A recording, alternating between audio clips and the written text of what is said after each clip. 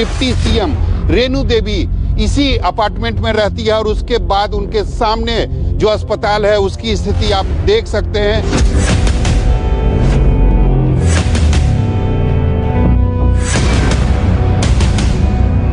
कई ऐसी गाड़ियां हैं जो सिर्फ 2 साल 3 साल पहले की खरीदी हुई हैं, लेकिन थोड़े से मरम्मत के अभाव में गाड़ियां यहां कबाड़ बना दी गई हैं।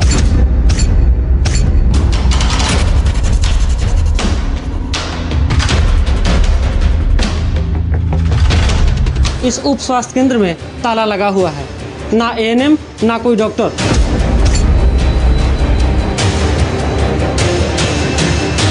अस्पताल के नाम पे सिर्फ यहाँ पे एक बोर्ड ही लगा हुआ है और ना तो कोई डॉक्टर की सुविधा है, नहीं कुछ।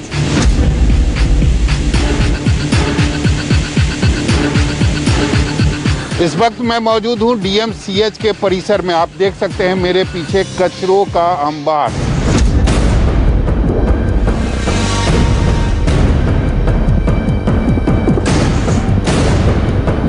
कैसे ये जो रूम बनाए गए हैं, किस लिए बनाए गए इसकी जानकारी नहीं है। अंदर गंदगी का तमाम अंबार है।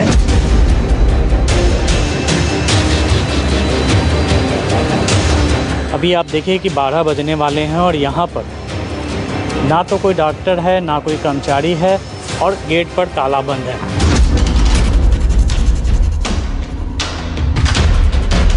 वही हाल है, 12 बजे लेट नहीं और 2 बजे भेंट नहीं।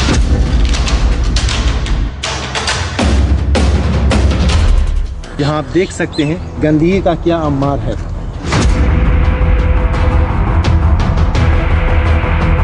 यह दरवाजा है या नहीं है, इसका फैसला आप कीजिए।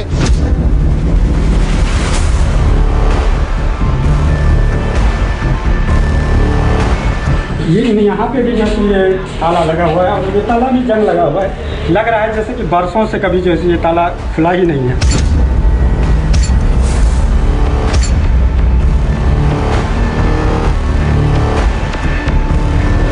वह आप देखिए, वहां पर छज्जा जो है वह टूटकर बेड पर गिर चुका है।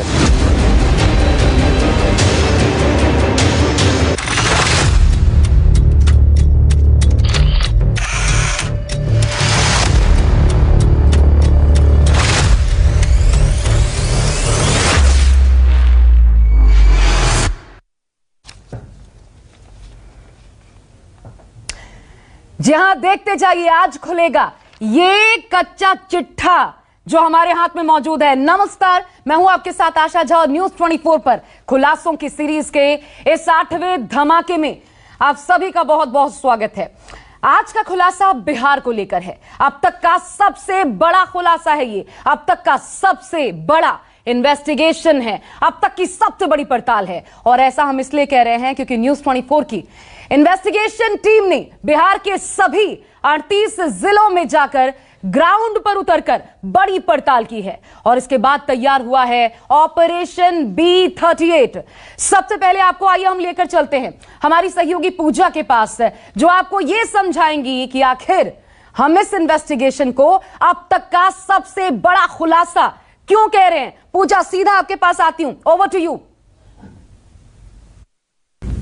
न्यूज 24 का ऑपरेशन B38, इस धमाकेदार खुलासे में हम आज एक राज्य के पूरे स्वास्थ्य सिस्टम की ग्राउंड रिपोर्ट आपको दिखाने जा रहे हैं। हम हर जिले के सरकारी स्वास्थ्य केंद्रों की असल तस्वीर पेश करेंगे।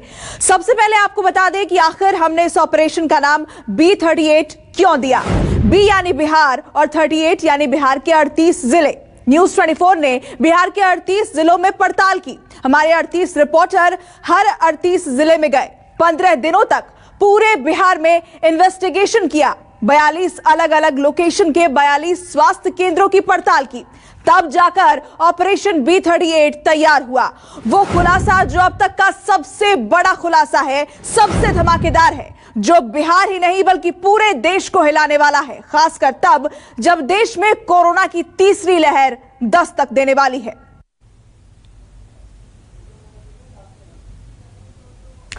जी हां, तो आज हम आपके सामने लाएंगे सुशासन बाबू की सरकार का सच। ऑपरेशन B38 अब तक की सबसे बड़ी इन्वेस्टिगेशन हमने की है। देश में कोरोना की तीसरी लहर आने वाली है, आप सब जानते हैं। और इसलिए न्यूज़ 24 रिपोर्टर्स ने बिहार में स्वास्थ्य सेवाओं की हकीकत जानने की कोशिश की। हमारे साथ बिहार के अलग अलग जिलों से रिपोर्टर्स इस वक्त लाइव है। देखिए, हर जगह से एक एक आज कच्चा चिट्ठा हमारी खोलने की तैयारी है। हम बिहार की स्वास्थ्य सेवाओं का सच हमारे इन रिपोर्टर्स के माध्यम से आपके सामने लाएंगे। जिस भी जिले से आप आते हैं, आज देखिए आपके हकीकत जिले की क्या है। इसके बाद अपने रिपोर्टर्स के पास भी हम जाएंगे, जो भी जरूरी जानकारी है वो आपको देंगे। और ये भी ताल ठोक के कहते हैं कि बिहार का स्वास्थ्य महकमा खुद इसकी पड़ताल कर ले, क्योंकि ये सबसे बड़ी इन्वेस्टिगेटिंग रिपोर्ट आपके सामने हम लेकर उपस्थित हुए हैं। यह खुलासों का सिलसिला है। आपके सामने सबसे पहले अब इन्वेस्टिगेशन रिपोर्ट आने जा रही है। हम शुरुआत कर रहे हैं पटना से, क्योंकि यह बिहार की राजधानी है। यहां खुद मुख्यमंत्री साहब रहते हैं, उनकी सरकार रहती है, मंत्री और बड़े बड़े ऑफिसर रहते हैं। तो सबसे पहले आइए पटना की हकीकत, पटना की सच्चाई हम आपको दिखाते हैं, और इससे आपको बिहार की स्वास्थ्य सेवाओं का सही सही पता चलेगा। देखिए,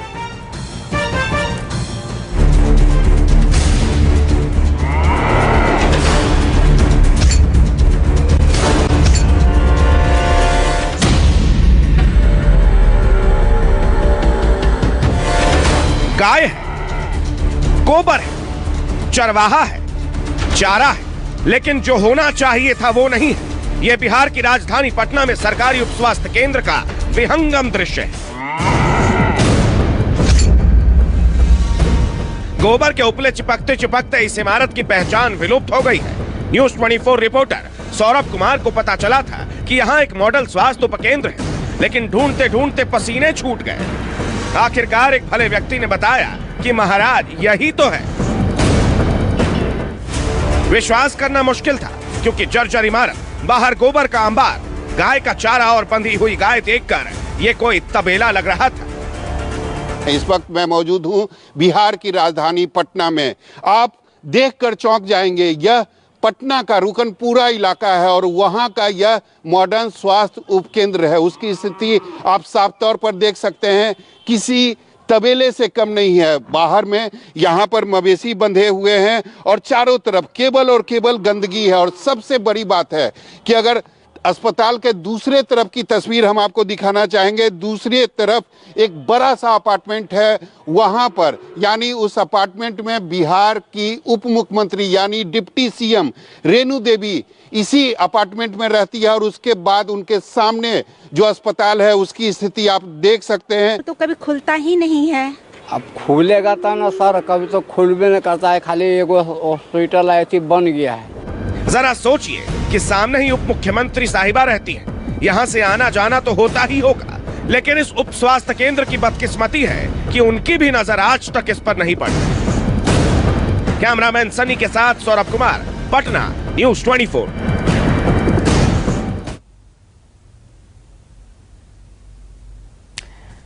जी हाँ, ये राजधानी है, राजधानी पटना, बिहार की स्वास्थ्य सेवाओं और वहां के अस्पतालों की हकीकत आपने देख ली। अब आपको आइए हम सीधा सुशासन बाबू यानी कि नीतीश कुमार के गृह जिले, वहां के अस्पताल, उसका हाल दिखाते हैं। पड़ताल के दौरान हमारे कैमरे में नालंदा की जो तस्वीर कैद हुई वो हैरान ही नहीं, परेशान करके रख देने वाली है। देखिए,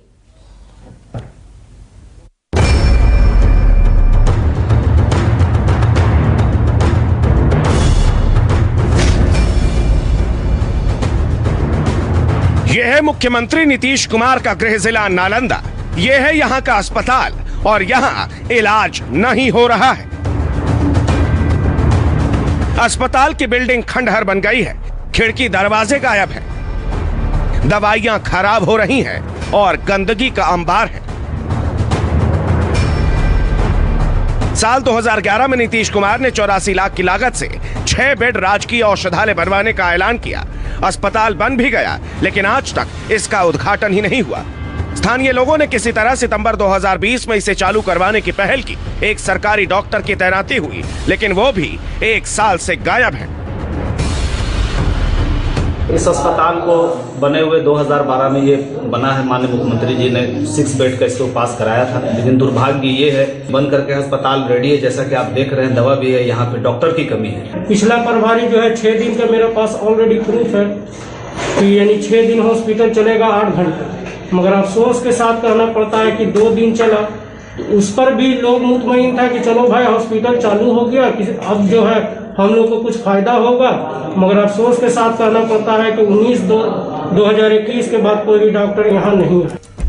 नालंदा की स्वास्थ्य व्यवस्था की पोल सिर्फ एक ये अस्पताल नहीं खोल रहा है, बल्कि महानंदपुर गांव के उप स्वास्थ्य केंद्र की हालत तो ऐसी है कि इसे कूड़ा घर कहा जाए तो गलत नहीं होगा। अंदर हर तरफ कूड़ा भरा पड़ा है, दीवारें टूट गई हैं। डॉक्टर और नर्स के बारे में पूछना भी गांव वालों की जख्म पर नमक छिड़कने जैसा होगा। स्वास्थ्य केंद्र का हालत जर्जर है, 1994 में बना है, 96 के बाद से जर्जर स्थिति है। इस पर सरकार का ध्यान नहीं है, स्वास्थ्य केंद्र का भी ध्यान नहीं है। यहाँ जर्जर बिल्डिंग और जर्जर यहाँ जो आते हैं डॉक्टर जो भी सदर अस्पताल से, उनको समय सही से नहीं देने के कारण यहाँ का आबादी करीब 5000 की आबादी है और बहुत लापरवाही है यहाँ। अंदाजा लगा लीजिए कि जब सुशासन बाबू के गृह जिले का ये हाल है तो बाकी का बिहार कितना बीमार है। राजकुमार मिश्रा, नालंदा, न्यूज़ 24।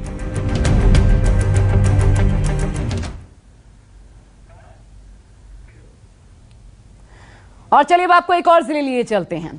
जहानाबाद में जान और जहान किसके भरोसे है, यह भी देखिए।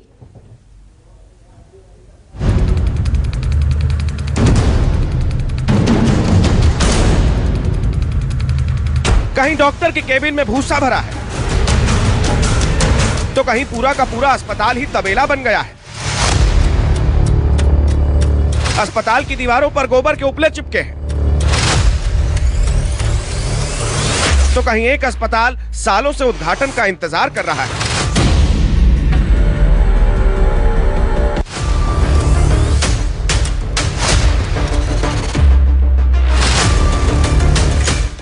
ये जहानाबाद है, पटना से चंद किलोमीटर की दूरी है, लेकिन यहाँ स्वास्थ्य सेवाएं न जाने किस रास्ते से आ रही हैं कि सालों से पहुंची ही नहीं। जहानाबाद के स्वास्थ्य केंद्र की हालत तो देख लीजिए। यहाँ डॉक्टर और मरीज नहीं दिखेंगे, यहाँ दिखेगा तो गाय का चारा, भूसा, गोबर और उपले। इस कमरे में कभी डॉक्टर बैठा करते थे, लेकिन गांव वाले अब इसमें भूसा रखते हैं। यह कमरा कभी मरीजों का वार्ड हुआ करता था, लेकिन 36 सालों से यहाँ कोई डॉक्टर नहीं आया, तो गांव के लोगों ने यहाँ गोबर के कंडे जमा करना शुरू कर दिया और खाली पड़े स्वास्थ्य केंद्र के कंपाउंड को भूसा काटने का केंद्र बना दिया। प्राथमिक स्वास्थ्य उपकेंद्र दुमावा में कभी यहाँ मरीजों का इलाज होता था, डॉक्टर आते थे, नर्सेज होती थी, और ये जो आप जो बंगला देख रहे हैं, मकान जो देख रहे हैं, भले ही आज खंडहर में तब्दील हो गया, यहाँ गांव वाले अब भूसा और चारा रखने के लिए इस्तेमाल करते हैं, लेकिन कभी यहाँ डॉक्टरों के चैम्बर हुआ करते थे। यहाँ पे जो सर्जरी के सामान होते थे, ऑपरेशन थिएटर हुआ करते थे, क्योंकि जब इमरजेंसी में यहाँ पे ऑपरेशन भी होते थे। लेकिन आज देखिए कि इस अस्पताल की क्या स्थिति हो गई है। सरकारी ज़मीन है, महंगी ज़मीन है, इमारतें बनी हुई थी, और अब धीरे धीरे सब कुछ खंडहर में तब्दील होते जा रहा है। जबकि 25,000 की आबादी वाला यह गांव है, और यहाँ पर जब भी कोई ज़रूरत होती है, किसी को इमरजेंसी होता है, तो यहाँ से जहानाबाद ही अस्पताल में जाना पड़ता है, और कागज़ों पर अस्पताल की कार्रवाई वो अभी भी चल रही है। डॉक्टर भी कागज़ों पे हैं, और यहाँ पे इलाज भी कागज़ों पे ही होता है। जब इस स्वास्थ्य उपकेंद्र की हालत बद से बदतर होती चली गई, तो इसी के पास में एक कमरे को किराए पर लेकर स्वास्थ्य उपकेंद्र बना दिया गया। कमरे का किराया तो जा रहा है, लेकिन यहाँ डॉक्टर साहब कभी कभार ही दिखते हैं। मेन बिल्डिंग को आपको दिखाया किस तरीके से वो खंडहर में तब्दील हो गई है, वर्षों से वहाँ इलाज नहीं हो रहा है, लेकिन कागजों पर वो अस्पताल आज भी चल रहा है। और इसकी वानगी यह है कि देखिए, गांव में ही एक किराए के कमरे को लेकर यहाँ पर उस प्राथमिक स्वास्थ्य केंद्र को चलाने की बात कही जा रही है। और यहाँ पे देखिए, यहाँ जो चार्ट लगा हुआ है, एक मेडिकल ऑफिसर के अलावा 3 ANM की यहाँ जो नियुक्ति है, हर दिन का यहाँ पे वेलनेस लिखा हो, लेकिन सिर्फ एक कमरे में। गाँव वालों का यहाँ भी कहना है कि सिर्फ चंद दवाइयाँ होती हैं, और सिर्फ कागजी कार्रवाई पूरा करने के लिए यहाँ पर जो कर्मी है वो आते हैं। यहाँ पे डॉक्टर लोग आते हैं? डॉक्टर तो कोई नहीं आते हैं, बस 2 ANM और एक जो यहाँ का प्यून है, वॉचमैन, वो सप्ताह में तकरीबन 5 दिन आते हैं। ऐसा नहीं है कि जहानाबाद में स्वास्थ्य व्यवस्था को चुस्त दुरुस्त करने के लिए कोशिशें नहीं की गई, हुई है। जब साल 2014 में जीतन राम मांझी ने बिहार की सत्ता संभाली थी, तब जहानाबाद के झुनाटी पंचायत में एक भव्य स्वास्थ्य केंद्र की आधारशिला रखी। 2015 में बिल्डिंग बनकर तैयार भी हो गई, लेकिन इस बिल्डिंग का उद्घाटन आज तक नहीं हुआ। अब इसके आसपास झाड़ियां उग गई, अस्पताल के अंदर धूल मिट्टी भरी, जंगली जीवों का घर बनकर रह गया है ये भावी अस्पताल। इस वक्त मैं जहानाबाद के झुनाटी पंचायत के गांव में, खेत के चारों तरफ, खेत के बीचों बीच ये जो आप मकान देख रहे हैं, इस करीब लाख करोड़ों की लागत से इस बिल्डिंग को बनाया गया था। एक तरफ 2 बिल्डिंग आप यहाँ पे देख रहे हैं, ये यहाँ का प्राथमिक स्वास्थ्य केंद्र के लिए इस बिल्डिंग को बनाया गया था और उस वक्त बनाया गया था जब जीतन राम मांझी बिहार के मुख्यमंत्री हुआ करते थे। उन्होंने ही इस गांव वालों की मांग पर यहाँ पे बिल्डिंग इसकी अनुशंसा की थी और करीब 8 महीने में भी ये बिल्डिंग बनकर तैयार हो गई थी। लेकिन आज वर्षों बीत जाने के बाद भी यह बिल्डिंग अपने उद्घाटन का बाट ही जोड़ा है। हद है बिहार की स्वास्थ्य व्यवस्था। अस्पताल तो बने, लेकिन डॉक्टरों का इंतजार करते करते वो चारा रखने की जगह बन गए। लाखों करोड़ों खर्च करके अस्पताल भी बनाए गए, लेकिन किसी ने भी उसकी शुरुआत करने की गनीमत नहीं उठाई। अब ऐसे सरकार से, सिस्टम से कोई उम्मीद रखे भी तो कैसे रखे? कोरोना की तीसरी लहर आने वाली है, ऐसे में इंसान की जान बचे तो कैसे बचे? कैमरामैन सनी के साथ अमिताभ ओझा, जहानाबाद, न्यूज़ 24।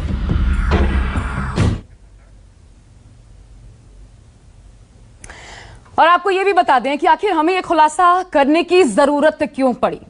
जरूरत बनी जनता, जिसके भारी डिमांड पर आज बिहार की असल तस्वीर, एक एक जिले की असल तस्वीर, उनकी मांग पर हम आपके सामने लेकर हाजिर हुए हैं, क्योंकि परेशान है बिहार की जनता, तबाह हो चुकी है इस सुशासन बाबू के कार्यकाल से।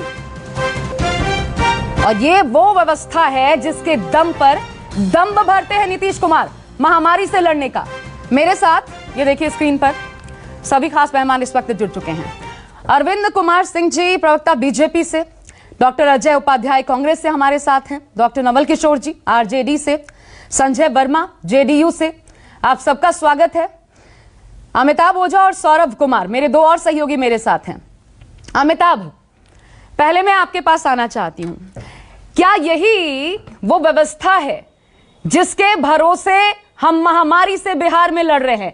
यही वो बाली उम्र है सरकार की 16वां साल, जिसका दम भरते हैं नीतीश कुमार और जिसकी ऊर्जा इस प्रकार निकलकर सामने आ रही है कि चौपट हो चुका है, ऐसा लगता है 15 साल में बिहार।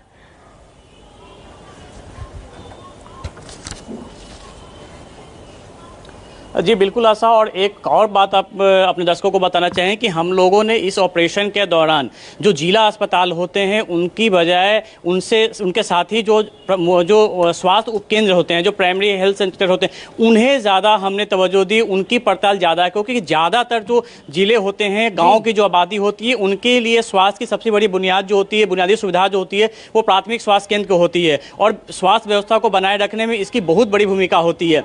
जब मुजफ्फरपुर में चमकी बुखार हुआ था, उस वक्त भी नीतीश कुमार ने काफी बड़ी राशि दी थी और यह दावा किया था कि प्राथमिक स्वास्थ्य केंद्र अगर सुदृढ़ रहेंगे तो कमी आएगी, या बीमारी बच्चों में कमी आएगी और उसके जो परिणाम है वो काफ़ी अच्छे आएंगे। और मुजफ्फरपुर में ये व्यवस्था लागू भी की गई। लेकिन पूरे बिहार की अगर हम बात करें तो आप देख सकते हैं किस तरीके से सारे अस्पताल, एक बहुत बड़ा ये घोटाला भी है कि ये प्राथमिक जो स्वास्थ्य केंद्र है वो चलते नहीं है, लेकिन कागज़ पे ये आज भी चलते हैं, जैसा जहानाबाद में हमने देखा।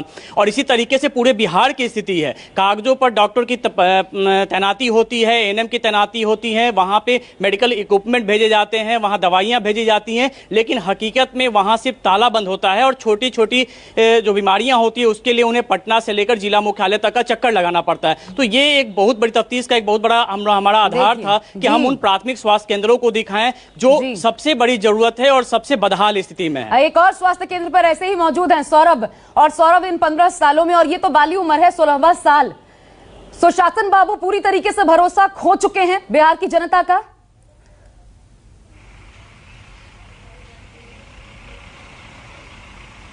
जी बिल्कुल, जो सच्चाई है, जो तस्वीर हम लगातार दिखाने की कोशिश कर रहे हैं, उसमें तो यही लगता है कि जो स्वास्थ्य व्यवस्था है बिहार की वो काफी बदहाल है। जिस तरीके से हमने देखा कि कोरोना की चाहे पहली लहर हो या फिर दूसरी लहर हो, कैसे जो आम आदमी थे वह बेड के बिना, डॉक्टर के बिना, हॉस्पिटल के बिना दम तोड़ रहे थे, ये हमने भी देखा है और ये आपने भी देखा है। उसी के बाद हम सच्चाई जानने के लिए बिहार के हर जिले में गए और यह जानने की कोशिश किए कि आखिर गांव का जो आम आदमी है वो किसके भरोसे है, क्या उसे सही में अस्पताल मिल रहा है या नहीं मिल रहा है, सही में डॉक्टर मिल रहे हैं कि नहीं मिल रहे हैं। लेकिन ताज्जुब करने की बात है कि चाहे हम हर जिले में गए लेकिन वहां पर ना ही डॉक्टर थे और ना ही नर्स थी। सबसे बड़ी बात है कि कहीं कहीं ऐसी भी जगह थी जहां भवन तक नहीं थे और वो कागज पर चल रहे हैं। सबसे बड़ी बात है कि करोड़ों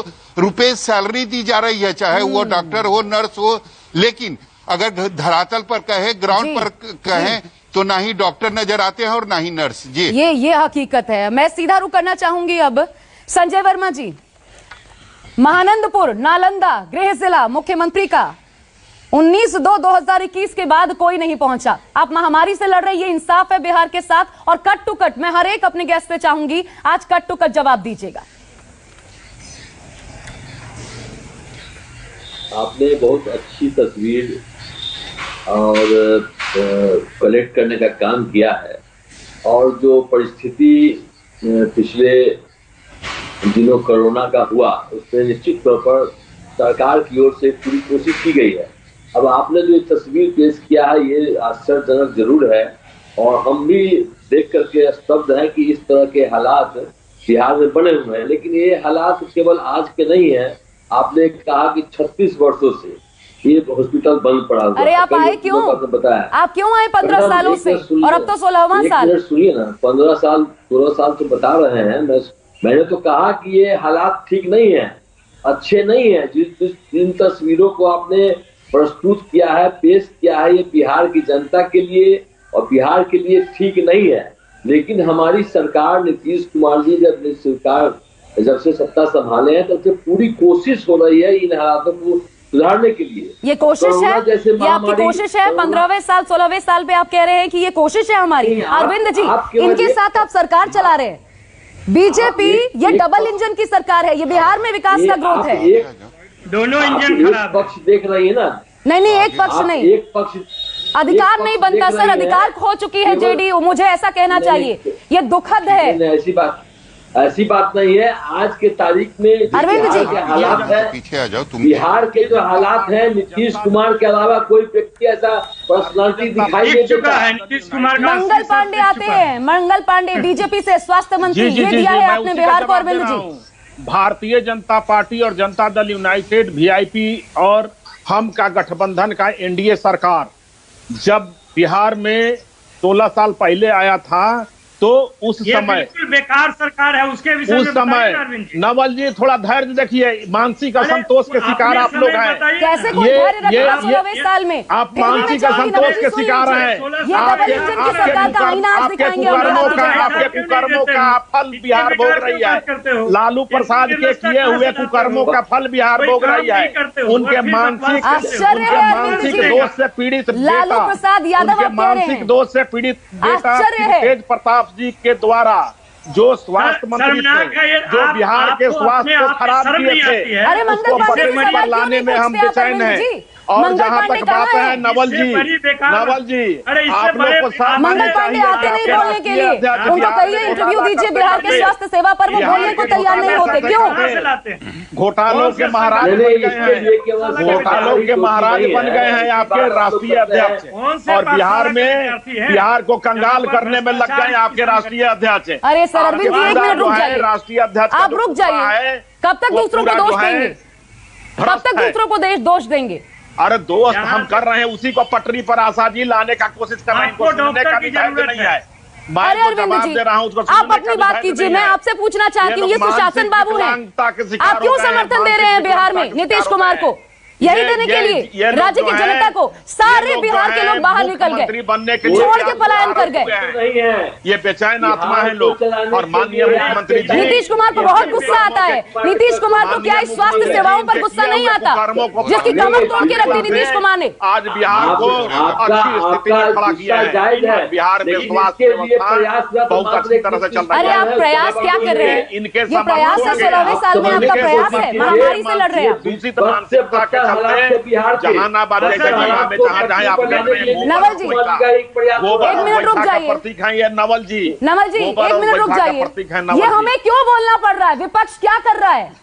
आप क्यों नहीं सड़क पर उतरते हैं? विपक्ष की भूमिका कहाँ नजर आती है? ये आप लोगों की भी देन है। सिर्फ मैं बीजेपी या जेडीयू को क्यों कहूँ? ये किस मुंह से सड़क पर उतरेंगे? ये किस मुंह से सड़क पर उतरेंगे? ये घोटालेबाज लोग हैं। ये पूरा घोटालेबाज विपक्ष है।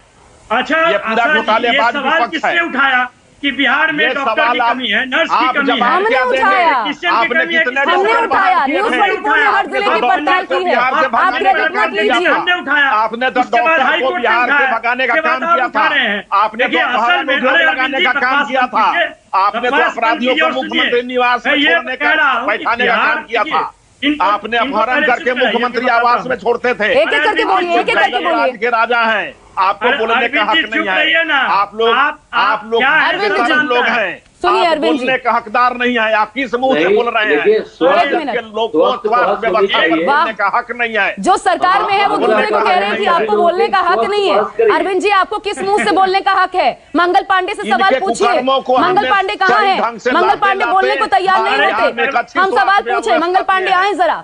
मंगल पांडे बोलने को तैयार नहीं होते, आपको पता ही है। बिहार में अच्छी स्वास्थ्य व्यवस्था दिए हैं। आज कोरोना संक्रमण के दूसरी लहर में रुक जाइए अरविंद जी, रुक जाइए अरविंद जी, उनसे भी मैं जवाब ले रही हूँ। इनके कुकर्मों के सजा बिहार के लोग भोग रहा है। इनके किए हुए कुकर्मों से सजा बिहार के लोग भोग रहा है। पाठशाला से नवल जी, ये बताइए, आपको समझ आता है? जरा समझाइए बिहार की जनता को। नीतीश कुमार मंगल पांडे जैसे स्वास्थ्य मंत्री को झेल क्यों रहे हैं? देखिए, हमारा स्वास्थ्य मंत्री रुक जाइए, रुक जाइए, लगातार बोल रहे हैं। देश में सबसे अव्वल बिहार बिहार में हर व्यवस्था अच्छा चल रहा है। और जहाँ पर जो है, जहाँ पर आप देख रहे हैं अस्पतालों की स्थिति खराब है। आपको पता है अरविंद जी आप क्या बोल रहे हैं इस वक्त? एक नेशनल चैनल पर बैठकर आप क्या बोल रहे हैं आपको पता है? मैं आपको हेल्थ इंडेक्स का आंकड़ा गिनवाऊं, इसी 4 जून का आंकड़ा है। हर मामले में बिहार फिसड्डी है। अभी आंकड़ा गिनवाऊं, ये मुझे बताने की जरूरत नहीं। हेल्थ इंडेक्स में तो हर एक मामले में बिहार पे सड्डी है। नवल किशोर जी, इनके कुकर्मों का रिजल्ट है। इनके कुकर्मों का रिजल्ट है। ये विपक्ष के कुकर्मों का रिजल्ट है। ये मानसिक असंतोष के शिकार हैं ये लोग। रुकिए अरविंद जी, रुकिए, बोलिए नवल किशोर जी। अरे अरविंद जी, जो बात आप बोल रहे हैं हास्यास्पद है। मैं आशा जी आपके माध्यम से यह बताना चाहता हूँ। बड़े चुप रहो ना, कहाँ से चले आते हो? तबेला से आए हो क्या? जानवर के साथ रहते हो? अरविंद जी रुकिए, सुन लीजिए। नर्स नहीं थे, आप सुनते नहीं है। नीतीश कुमार को भी गुस्सा आता है। उन पर सवाल पूछिए तो नीतीश कुमार को गुस्सा आता है। स्वास्थ्य व्यवस्था की कमर तोड़कर रख दी, इस पर गुस्सा नहीं आता नीतीश कुमार को। माननीय मुख्यमंत्री जी को गुस्सा नहीं आता है। आशा जी, रुक जाइए, गुस्सा करने वाले अरविंद जी रुक जाइए। अरे बिहार के लोगों से पूछिए दर्द, जो बिहार छोड़ करके पलायन कर गए। क्यों? क्योंकि पता है कि चोरी चकारी होती है, पता है जुर्म वैसे ही है, पता ही है न शिक्षा मिलेगी, पता है अगर बीमार पड़ेंगे तो अस्पताल नहीं है। सब पता है बिहार के लोगों को। बिहार के लोगों का दर्द हमसे पूछिए। हम जैसे बिहार के लोग जो बिहार छोड़ के बाहर बैठे हुए हैं, क्यों नहीं हम बिहार में वापस आते? और आप बोल रहे हैं, मैं आपको दिखाती हूं और रिपोर्ट, उसके बाद में जवाब लेती हूं। आप देखिए, आप कौन कौन से जिले की रिपोर्ट देखना चाहते हैं? आप देखिए, रुकिए और आप देखिए, स्क्रीन पर नजर गड़ा के रखिए और आज शर्मसार होइए यहां पर बैठकर कि क्या दिया आप लोगों ने 16 साल में बिहार को। अस्पताल इलाज के लिए होते हैं, पर बिहार के अस्पताल इसके लिए नहीं है। ये तयशुदा मानिए, तालाब में तब्दील हो चुके हैं बिहार के अस्पताल। एम्बुलेंस मरीजों को अस्पताल पहुंचाने के लिए होती है, जान बचाने के लिए होती है। मोतिहारी में हमने इससे पहले भी खुलासा किया था, आपको दिखाया था कैसे एम्बुलेंसेस पड़ी हुई हैं, सड़ रही हैं, पैसा बर्बाद हो गया, एम्बुलेंस सड़ रही हैं। यकीन ना हो फिर देखिए हमारी ये रिपोर्ट।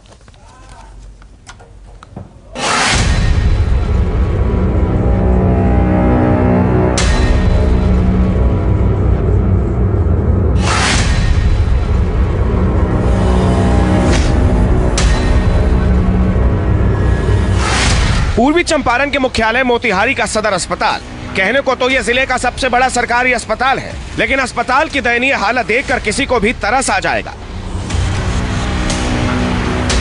अस्पताल पानी से लबालब है। अंदाजा लगाना मुश्किल नहीं है कि यह नाली का पानी है जो किसी को भी बीमार, बहुत बीमार कर सकता है। ये तो हुई व्यवस्था की बात, लेकिन अस्पताल के पिछले हिस्से में हमने जो मंजर देखा उससे स्वास्थ्य विभाग की बहुत बड़ी लापरवाही का खुलासा हुआ। जिस एम्बुलेंस को सड़क पर होना चाहिए था, लोगों की जान बचानी चाहिए थी, वो अस्पताल के पिछले हिस्से में खड़ी धूल फांक रही है, कबाड़ के भाव बिकने का इंतजार कर रही है। इस वक्त मैं मोतिहारी सदर हॉस्पिटल में हूं और ये सदर हॉस्पिटल का कैंपस है। मेरे पीछे जो आप तस्वीरें देख रहे हैं, आप देखिए कि ये तमाम एम्बुलेंस यहाँ पे लगी हुई, इनकी संख्या करीब 19 है। ये वैसी एम्बुलेंस है जिनका अगर हम रजिस्ट्रेशन, कई एम्बुलेंस ऐसे हैं जिनका रजिस्ट्रेशन नंबर तक नहीं है, यानी कि जब ये काम में आई थी उसके बाद इनका रजिस्ट्रेशन नंबर तक नहीं कराएगा और बिना रजिस्ट्रेशन नंबर के ही ये गाड़ियाँ आज कबाड़ बन गई हैं। वो 20 से 25 एम्बुलेंस यहाँ पे पड़े हुए हैं और सड़ रहे हैं, और इसमें ज़्यादा कमी नहीं है। किसी में स्टीयरिंग का नट अगर गिर गया है वो भी, उसको भी खड़ा कर दिया गया है। किसी का अगर चक्का पंचर होता है उसको भी खड़ा कर दिया जाता है। बहुत नहीं, 90-95% एम्बुलेंस का रजिस्ट्रेशन नहीं है। अस्पताल में 19 एम्बुलेंस बेकार खड़ी है, लेकिन सिविल सर्जन महोदय कहते हैं कि उन्हें इस बात की जानकारी ही नहीं है। कितने खराब पड़े हैं, पुराना एम्बुलेंस का तो उधर कबाड़ा लगा, उसके विषय में हमको जानकारी नहीं है। हमको मालूम नहीं है कि से खराब एम्बुलेंस पाते हैं, जानकारी हमको नहीं है। तो पीछे पड़ा हुआ है कबाड़ के रूप में, और कब का है क्या है इसकी जानकारी नहीं। अब जब सदर अस्पताल की हालत यह है तो बाकी सरकारी अस्पतालों और स्वास्थ्य केंद्रों की हालत का अंदाजा लगाना मुश्किल नहीं है। हमने ग्रामीण इलाकों का रुख किया। न्यूज़ 24 रिपोर्टर अमिताभ ओझा पूर्वी चंपारण के हरसिद्धि प्रखंड पहुंचे। एक पूर्व IAS अफसर ने अपने माता पिता की याद में सरकार को स्वास्थ्य केंद्र बनाने के लिए अपनी जमीन दान कर दी। वहां भव्य इमारत भी बनकर तैयार हो गई, लेकिन मौजूदा हालात क्या है वो अस्पताल के बाहर जंगल झाड़ देखकर अंदाजा लगाया जा सकता है। बिहार में स्वास्थ्य सेवाओं का हाल जानने हम पहुंचे हैं मोतिहारी जिले के हरसिद्धि प्रखंड में, और मेरे पीछे जो भवन देख रहे हैं ये मोतिहारी के हरसिद्धि का अतिरिक्त प्राथमिक स्वास्थ्य केंद्र एंड वेलनेस सेंटर यादवपुर है। झाड़ झाड़ियों के बीच इस मकान को देखने से ही साफ हो सकता है, आपको लगेगा कि कितनी महंग लाखों रुपए खर्च करके इस बिल्डिंग को बनाया गया था। लेकिन अभी जो स्थिति है आप देखिए कि पूरी तरह जंगल से हो गए हैं, झाड़ जंगल हो गए और यहाँ पर ताला बंद है, और ऐसा देखने से नहीं लगता है कि यहाँ कभी ताला खुलता भी है। ताला बंद है, जबकि इसके नाम पे डॉक्टरों की तैनाती है, ANM की तैनाती है, लेकिन इसके बावजूद सब कुछ कागजों पे ही चल रहा है। अब जरा सोचिए, एक शख्स ने अपने माँ बाप की याद में पूरा का पूरा अस्पताल खड़ा कर दिया, लेकिन बिहार का स्वास्थ्य मंत्रालय उसे चला भी नहीं पा रहा। क्या काम ऐसे स्वास्थ्य मंत्री का, क्या काम ऐसे सिस्टम का, जब जनता भगवान भरोसे है। कैमरामैन सन्नी के साथ अमिताभ ओझा और अरविंद कुमार, पूर्वी चंपारण, न्यूज़ 24।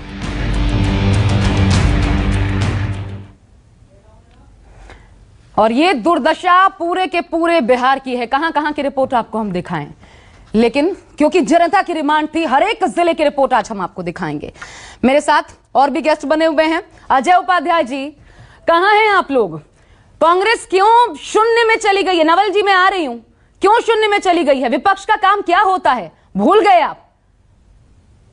आशा जी, निरंतर आपने देखा है इस कोरोना काल के समय या इससे पहले भी हमारे जो लीडरशिप है लगातार इस सरकार को आगाह करती रही, सरकार को बताती रही कि स्वास्थ्य सेवाओं को क्या हाल है और कैसे उसको ठीक करेंगे। आपने भी मोतिहारी का दिखाया है दृश्य, बेहद व्यथित हूं क्योंकि मेरा गृह जिला है वो, और हम लोग खुद वहां पे कई बार इन लोगों को आवाज दिए हैं, इन लोगों को बताए कि भाई इस तरह से एम्बुलेंस का लोगों को 100 ढोने के लिए कचड़े के गाड़ियों पे जाना पड़ा और एम्बुलेंस कचड़ा बन गया। इससे दुर्भाग्यपूर्ण क्या होगा?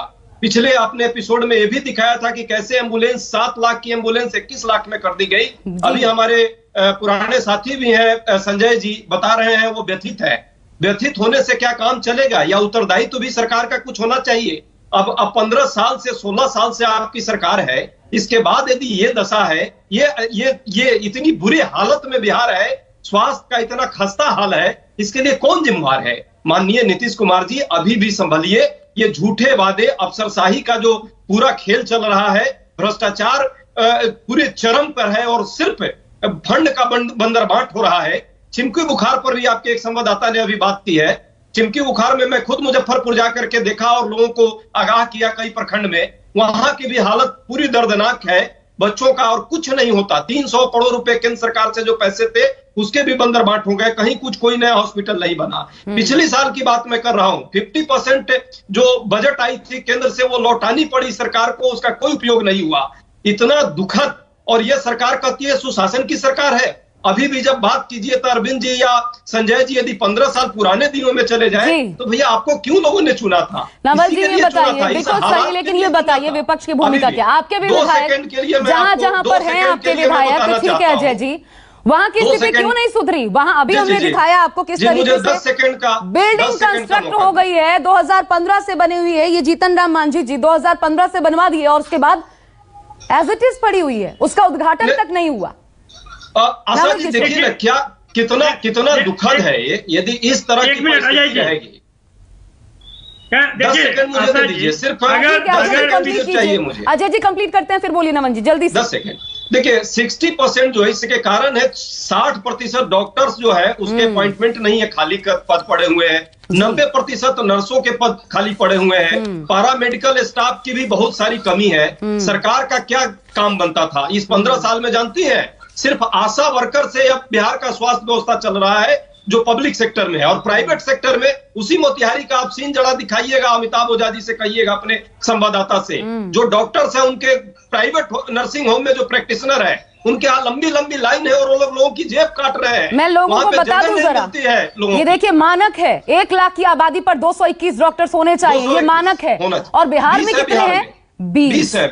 ये हकीकत है, 20। ये हकीकत देखिए 1 लाख की आबादी पर। नवल जी देखिए, अगर आप पिछले पूरे 1 साल में देखेंगे तो विपक्ष हमेशा सरकार को आगाह भी करते रहा है और जिम्मेदार भी ठहराते रहा है, चाहे वो नियुक्ति का मामला हो या प्रवासियों का मामला हो या प्रवासी प्रबंधन के लिए जो कोरोना के समय में जो काम करना चाहिए उसके लिए हो। ये हर समय में सरकार देखे हैं बिहार में नेता प्रतिपक्ष के साथ अरे बकवास बंद कीजिए। नेता प्रतिपक्ष आ गए दिल्ली से पटना, आप मानसिक रोगी हैं, जाकर इलाज कराइए, आपको डॉक्टर की जरूरत है। सुनिए पहले, बकवास मत कीजिए, मैं जो बता रहा हूँ। तो बहाली हो रहा है, आपने जो डॉक्टरों का अपहरण किया, क्या बहाली हो रहा है? अरविंद जी क्या बहाली हो रहा है? लाने का कोशिश कर रहे हैं। स्वास्थ्य कर्मियों की 886 स्वास्थ्य कर्मियों की अभी आपने भर्ती की, उसमें घोटाले का आरोप लगा। मुजफ्फरपुर में पैसे लेके भर्ती किए गए। गोबर और गोईठा जो अस्पताल में लोग लग रहे हैं, ये सब आपके कुकर्मों का फल है। अरविंद जी सुनिए, मैं आपकी आवाज डाउन नहीं करना चाहती हूँ, इसलिए कृपया सुन लीजिए और उसके बाद आप बोलिएगा, उस पर जवाब दीजिएगा। आज आपको बिहार की जनता सुनना ही चाहती है। हॉस्पिटल में अरविंद जी सुन लीजिए, अरविंद जी सुनिए, अरविंद जी सुनिए, आप या तो सुनिए नहीं तो मैं माफी के साथ आपकी आवाज मुझे नीचे करनी पड़ेगी। आज सुनना आप ही को है सर, सुनिए। डॉक्टर को भगाने का कोशिश किया है, आज हम आपको खूब सुनेंगे का काम किया है, ये बात तय है। आज आपको बिहार की जनता भी खूब सुनना चाहती है ताकि आप ही बताएं आपकी हकीकत, लेकिन जरा विपक्ष जो कह रहा है वो भी सुनिए और फिर उसका जवाब दीजिएगा। विपक्ष को बोलने का हक नहीं आशा जी, आप जितना बोलना है बोलिए, इनको बोलने का हक नहीं है। क्यों नहीं है? विपक्ष का क्या काम करेगा? स्वास्थ्य को खराब करने का काम किया है, ये घोटालों का सिरमौर है। मेरा कोई बात, अरविंद जी मैं आपको बार बार कह रही हूँ, मुझे आपकी आवाज नीचे करनी पड़ेगी। मैं ये करना नहीं चाहती, प्लीज सुनिए। आप गलत बयानी कर रहे हैं, आप गलत बात कह रहे हैं। विपक्ष को बोलने का हक क्यों नहीं है? अस्पताल में जाते थे, नहीं जाते थे। अरविंद जी मैं फिर आपसे गुजारिश कर रही हूँ, प्लीज सुनिए। अरविंद जी प्लीज सुनिए। नवल किशोर। हाँ देखिए आशा जी, जिस दल के प्रवक्ताओं में इतना संतुलन नहीं है कि वो बात को सुन सके, और जिस आप ही स्टार्ट किए थे नवल जी, आप ही स्टार्ट किए थे जब हम बोल रहे थे तो कितने बुजुर्ग हैं और फिर भी बकवास कर रहे हैं। क्यों बकवास कर रहे हैं? आप सुन तो लीजिए। बुजुर्ग बाधिकता से मत होइए, उम्र से होना कोई उसमें आपका कोई राय नहीं है। देखिए जिस सरकार का मुखिया सुनने को तैयार नहीं है। और पूरे साल में आप देखिए कि विपक्ष हर वही जो चीज बोला है उसको मीडिया ने भी और हाईकोर्ट ने भी सपोर्ट दिया है। कितने बार फटकार लगाया है हाईकोर्ट ने, वो चाहे स्वास्थ्य का मुद्दा हो, प्रवासियों का मुद्दा हो, या कोरोना टेस्टिंग का मुद्दा हो, या सेकेंड लहर के कंट्रोल का मामला हो। हर जगह जो हाईकोर्ट ने बोला है वो तो सार्वजनिक क्षेत्र में है, और जो विपक्ष ने बोला वो भी आप जानते हैं। देखिए, बिहार में समस्या ये नहीं है कि शासन है या नहीं शासन है, यहाँ पर समस्या ये है कि कहते हैं सुशासन, लेकिन वहां पर शासन नाम का कोई चीज नहीं है। शून्य शासन को अगर आप सुशासन कहेंगे तो केवल कागज में ही होगा। जैसे कागज में आप देख रहे हैं प्राइमरी हेल्थ सेंटर और अस्पताल का हाल है, जो कागज में देखिएगा तो ठीक नजर आएगा।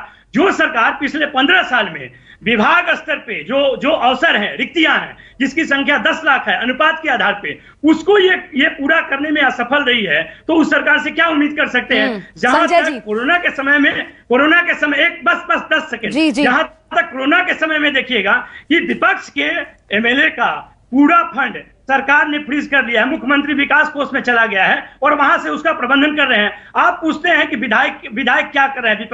विपक्ष के विधायक का तो बात न सरकार मानती है और न जिला का जो अधिकारी है वो मानता है। जो जिला का अधिकारी है, संजय जी जवाब दीजिए ना। आप सुनना चाहते हैं ना आप कुछ करते हैं, और आप हतप्रभ है तो हतप्रभ होकर के हम क्या करें। इससे बिहार की जनता को न्याय मिलेगा?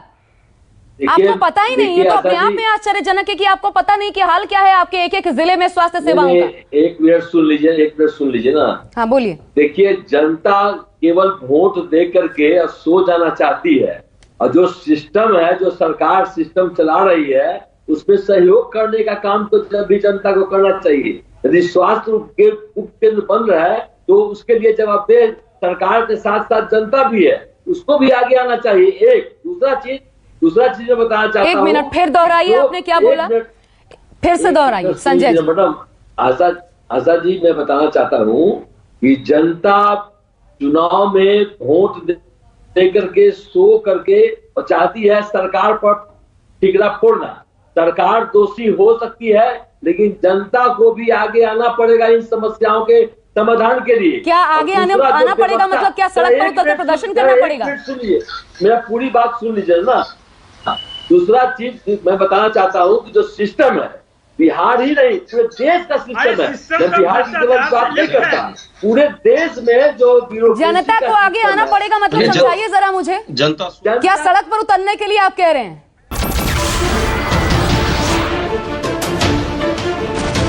नमस्कार, मैं हूं मानक गुप्ता। अगर आपको हमारा ये वीडियो पसंद आया हो तो इसे लाइक और शेयर जरूर करें, और हाँ, हमें सब्सक्राइब और फॉलो करना ना भूलें ताकि आप देश और दुनिया की कोई खबर मिस ना करें।